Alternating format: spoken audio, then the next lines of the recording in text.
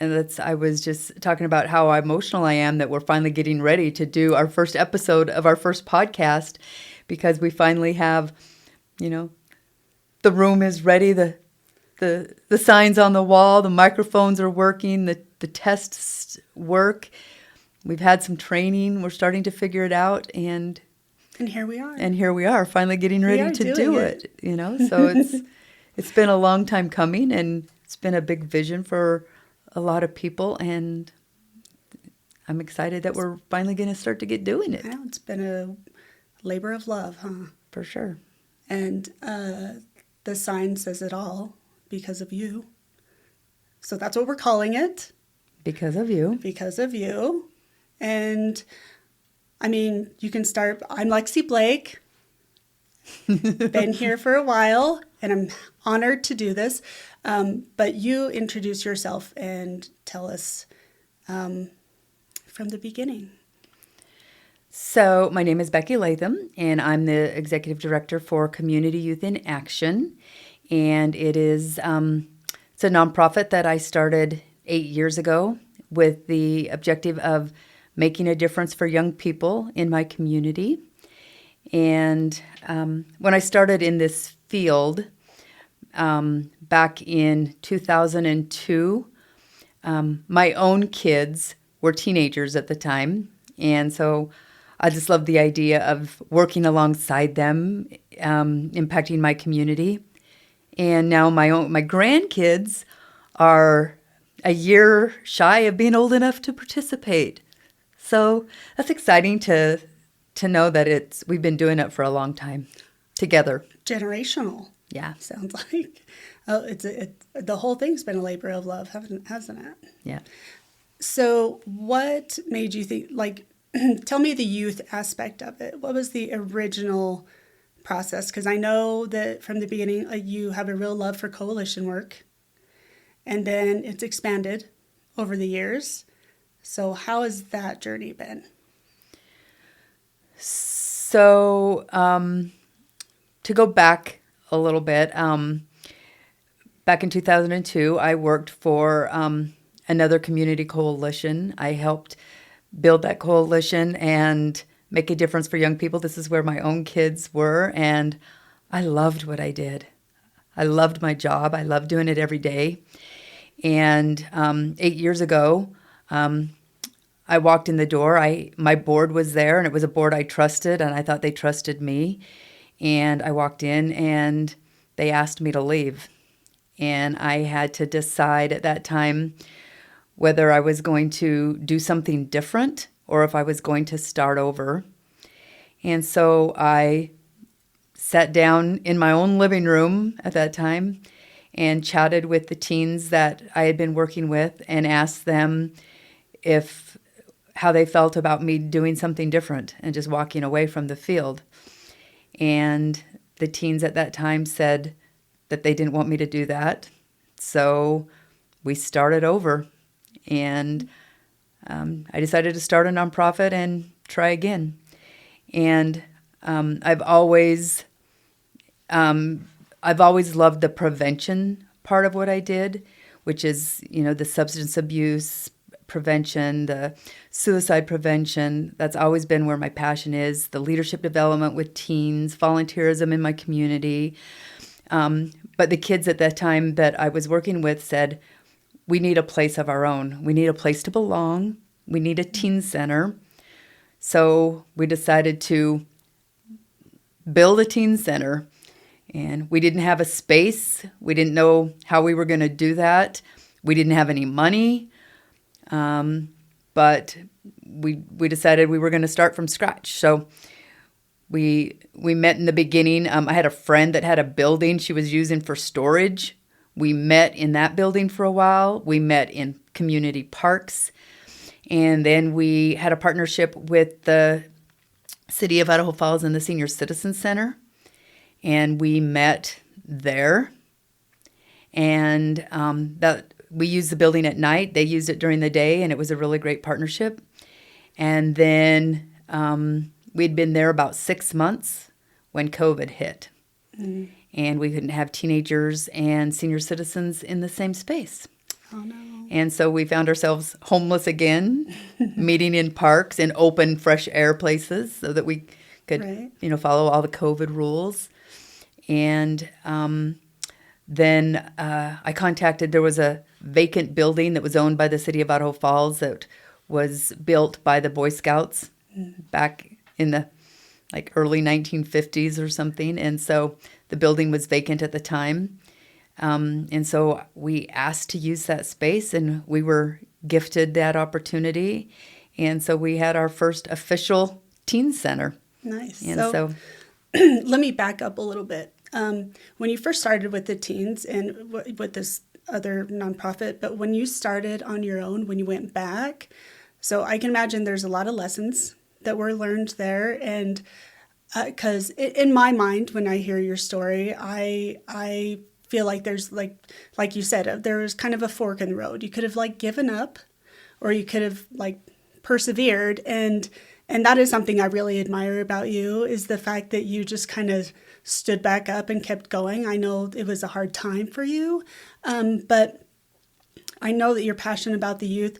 And something that I've heard a lot from you over the years is the volunteer part. That's kind of when I came about, when we were at the Senior Citizen Center, a lot of it was just volunteering, because I had my own daughter involved, and it was nice to have them, you just find volunteer opportunities, and they would just go volunteer. And that's, as I recall it from as far as I've been involved, how it started. And I know you talk about that a lot.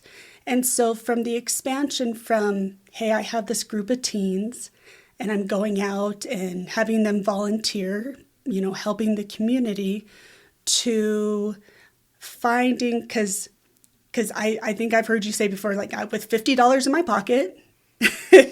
And so what does it take to keep something like this going? But also, what does it take to have it grow the way it's grown? I mean, having a teen center, just all of a sudden a teen center, but going from the Senior Citizen Center to the teen center, what was that like? Because did you have to pay for the Senior Citizen Center?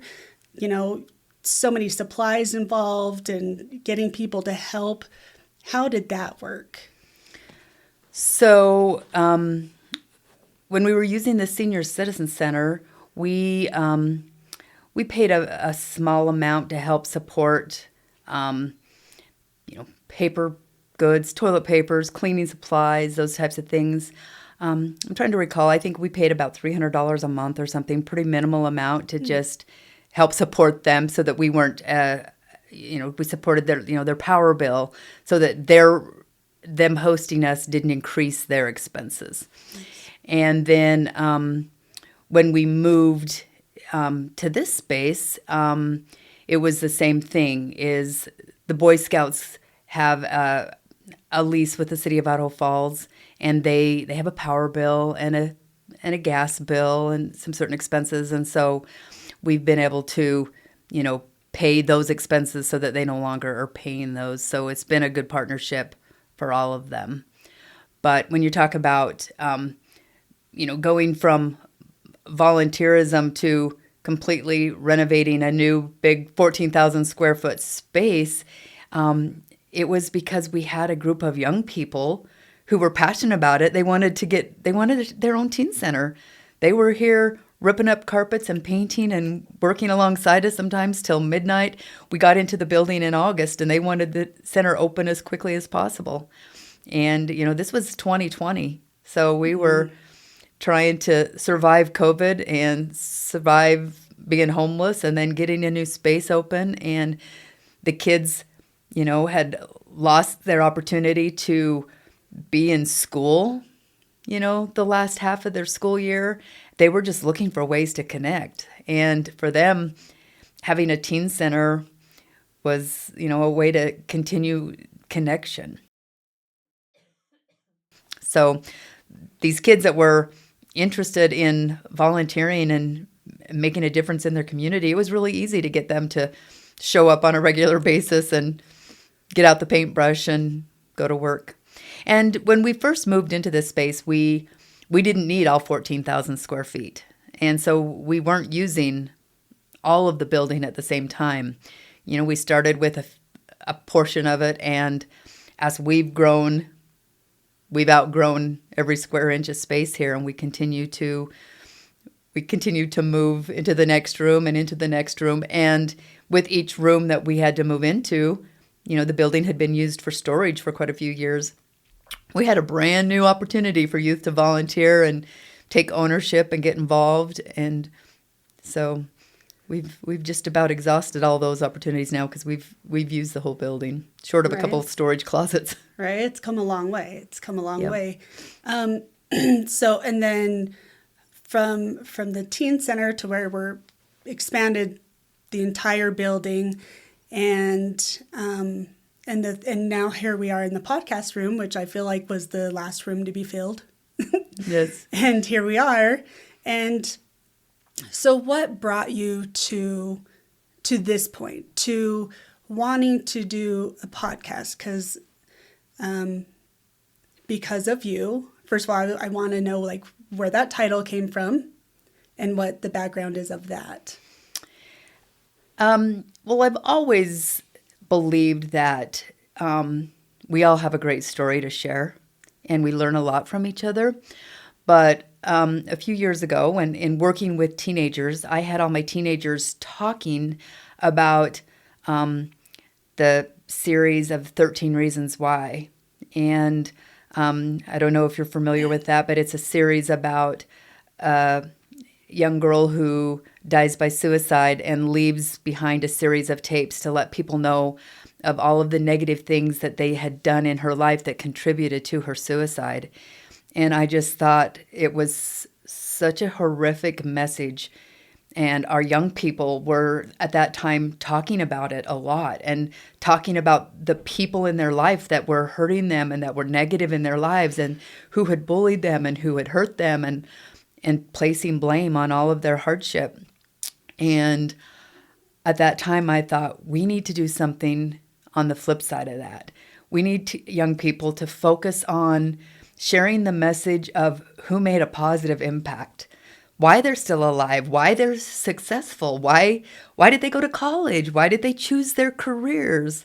We all have those stories, and I just wanted people to share the positive messages.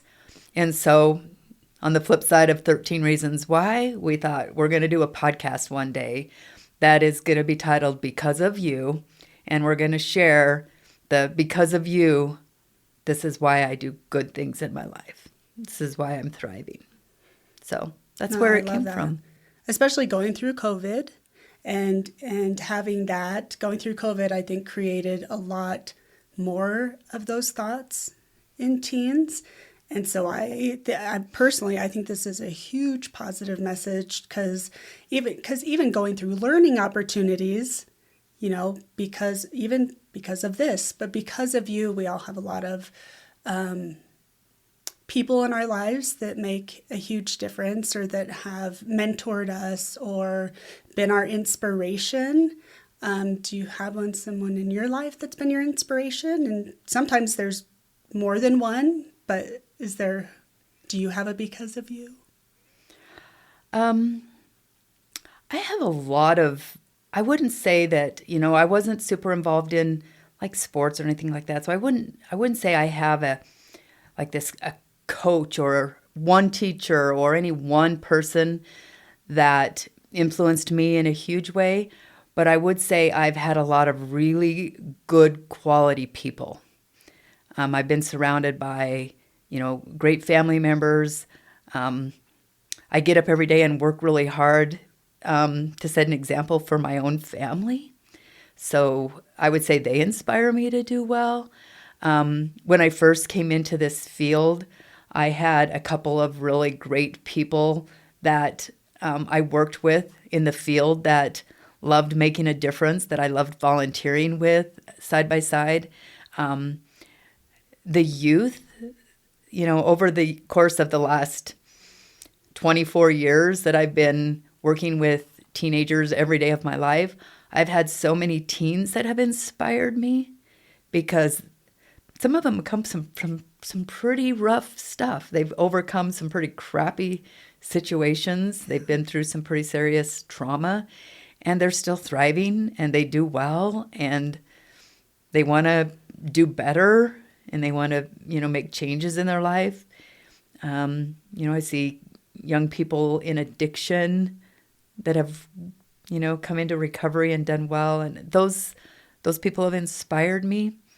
Probably more so than any one person. It's just been watching my community do well has been good for me. Right. And seeing the difference, that seeing things come to fruition.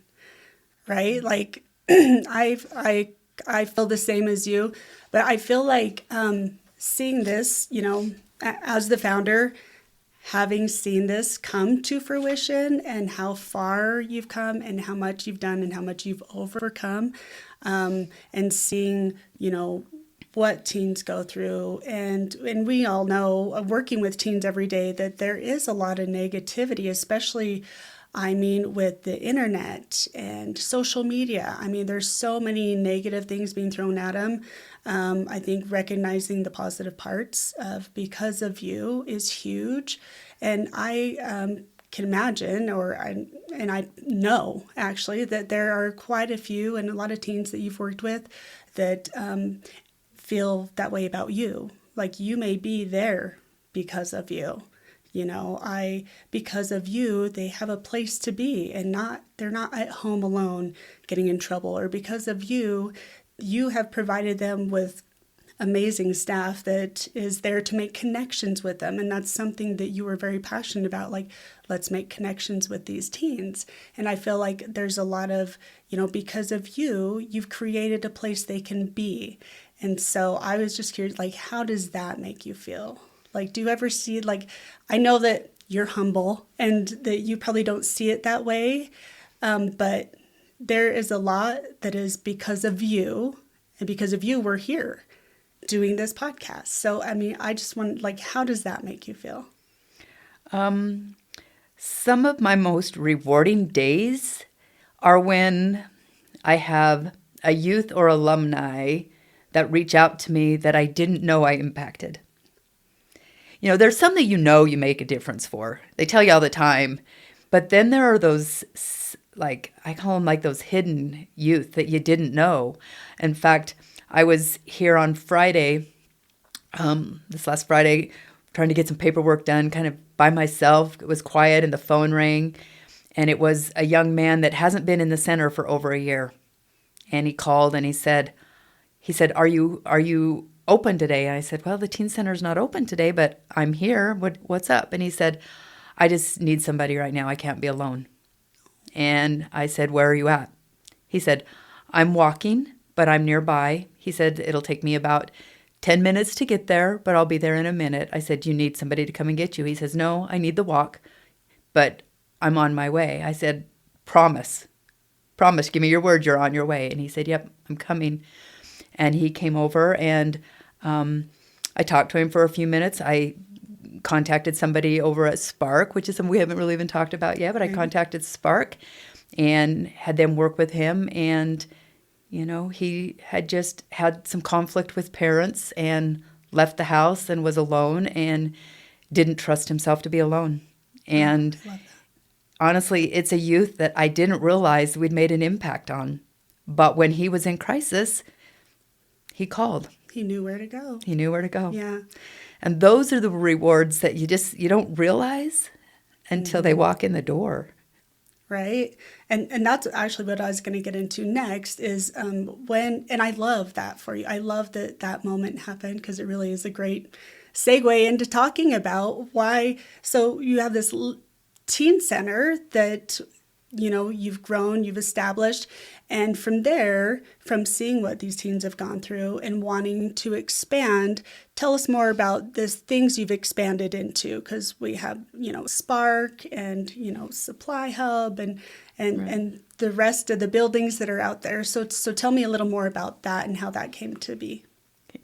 So we started with $50. You mentioned that. We had $50 and put it in a bank account and had our first fundraiser. We started selling fireworks. You have to sell a lot of sparklers and poppets to make very much money. But we started with a fundraiser, and we have now had over $3 million in grants over the course of the last 8 years.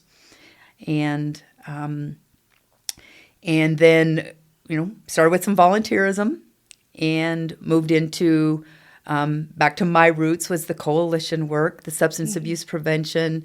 I have a youth conference that I've done for over 20 years that it's called Trapped.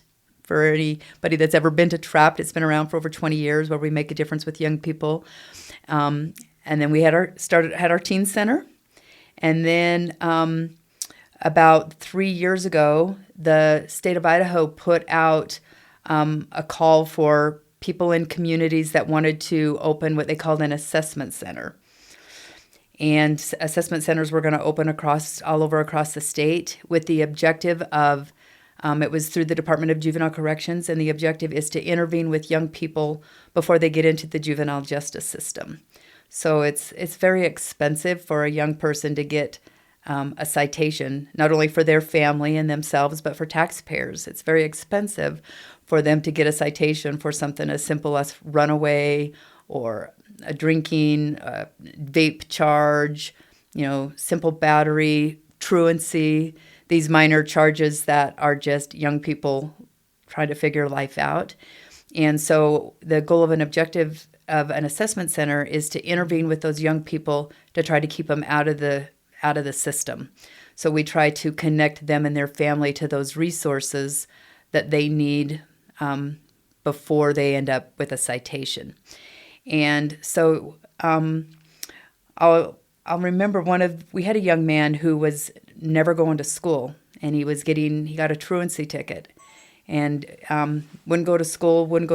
We sat down and had a conversation with him. This was before we opened the assessment center, to find out why he was not going to school.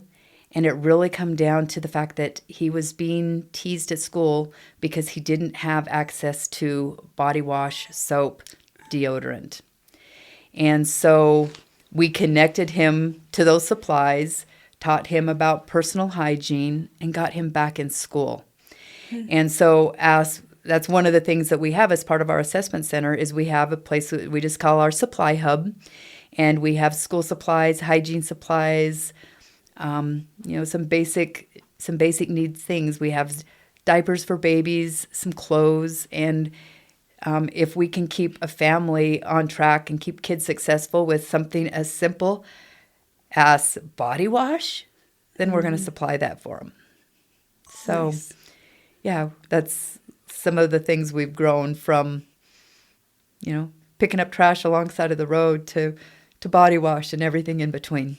Right. That makes sense. I love that. Okay. So in regards to the podcast, we've talked about SIA, we've talked about Spark. How does this podcast fit into SIA and Spark and what they're doing? We are hoping to start training our youth to be able to do podcasts. So first of all, we'll be doing some interviews with our youth and with adults in the community on the whole Because of You, who's made a difference for them.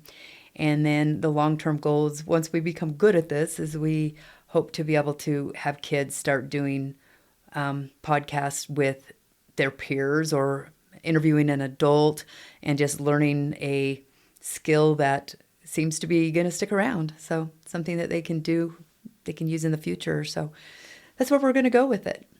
Are there any people that in the community that you would really love to hear from?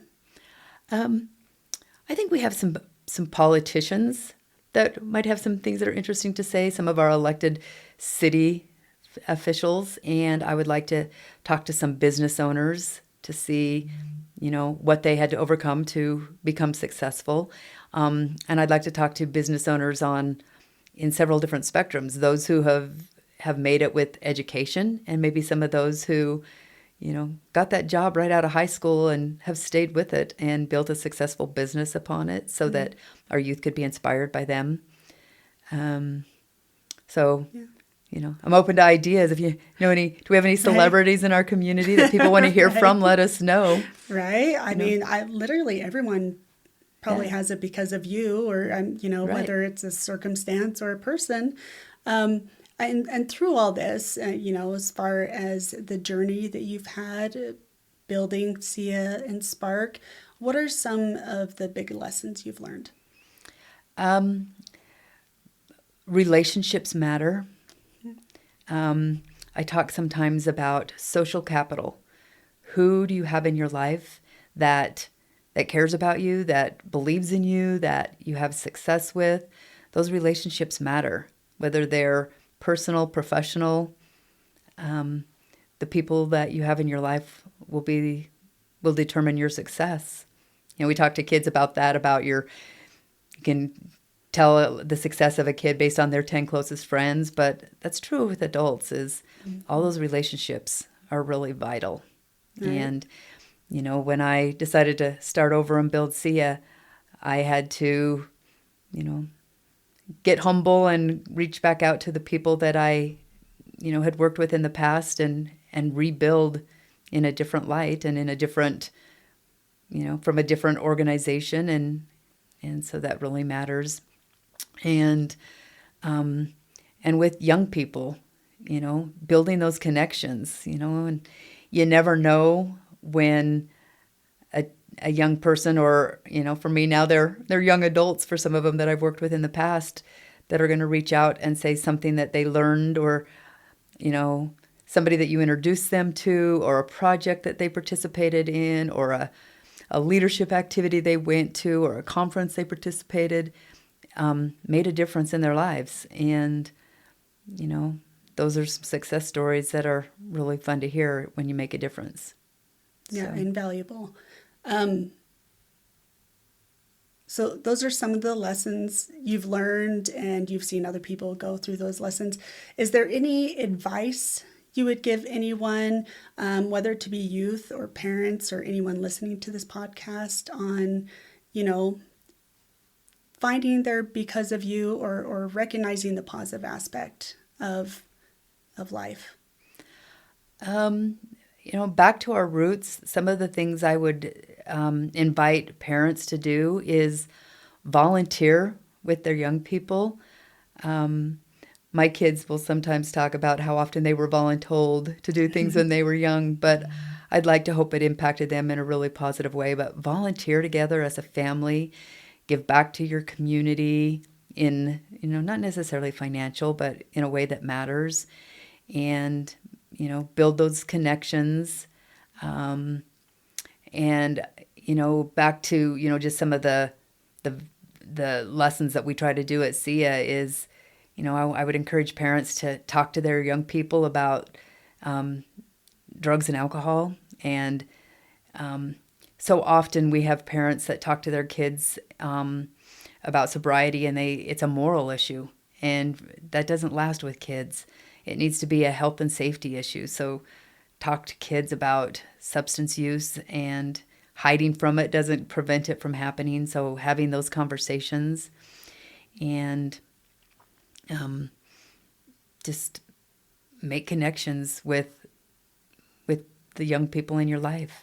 Yeah, I was just going to mention that, like going back to connections, and also, in my experience here, it's as a big value of yours is giving people a place to belong, and I know that's part of your history. Do you want to expound on that?